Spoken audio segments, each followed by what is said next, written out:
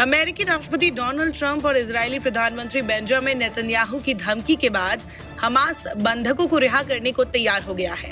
हाल ही में हमास ने इजरायली बंधकों को अगली रिहाई में देरी की धमकी दी थी। उसने इजराइल पर सहायता वितरण में शर्तों का सम्मान करने में विफल रहने का आरोप लगाया था और कहा था कि वो शनिवार को रिहा होने वाले 3 बंधकों को तब तक नहीं सौंपेगा जब तक कि मुद्दा हल नहीं हो जाता।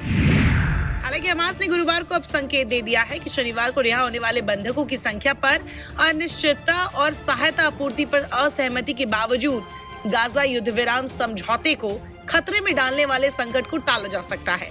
उसने कहा कि वो योजना के मुताबिक इजरायली बंधकों के अगले समूह को रिहा कर देगा। हमास ने कहा है कि मिस्र और कतर के मध्यस्थों ने पुष्टि की है कि वो सभी बाधाओं को दूर करने के लिए काम करेंगे और संघर्ष विराम समझौते को लागू करेंगे। बयान में संकेत दिया गया है कि शनिवार को 3 और इजरायली बंधकों को रिहा कर दिया जाएगा। हमास ने इजरायली बंधकों की अगली रिहाई में देरी की धमकी दी थी, जिसमें इजराइल पर युद्ध विराम के अन्य कथित उल्लंघनों के अलावा तंबू और आश्रयों की अनुमति देने के अपने दायित्वों को पूरा करने में विफल रहने का आरोप लगाया था।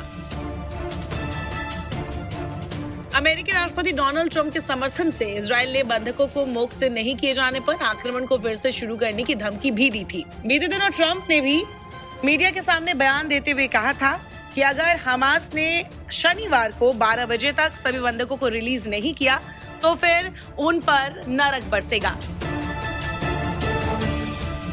इसके बाद नेतन्याहू ने भी बयान दिया था कि अगर हमास बंधकों को रिलीज नहीं करता है तो फिर इजरायली सेना एक बार फिर से युद्ध के लिए तैयार होगी। इसके लिए नेतन्याहू ने गाजा और गाजा स्ट्रिप में अपने सैनिकों को तैयार रहने के ऑर्डर्स भी दिए थे। अब हमास ने कह दिया है कि उसके प्रतिनिधि मंडल ने काहिरा में मिस्र के अधिकारियों के साथ बातचीत की है और गाजा में मलबा साफ करने के लिए आश्रयों, चिकित्सा आपूर्ति, ईंधन और भारी उपकरणों के प्रवेश को बढ़ाने के बारे में कतर के प्रधानमंत्री के साथ संपर्क में है। हमास की घोषणा पर इजराइल की ओर से तत्काल कोई टिप्पणी नहीं आई है। हमास के कदम से गाजा पट्टी में संघर्ष विराम फिलहाल जारी रहना चाहिए, लेकिन इसका भविष्य संदेह में है।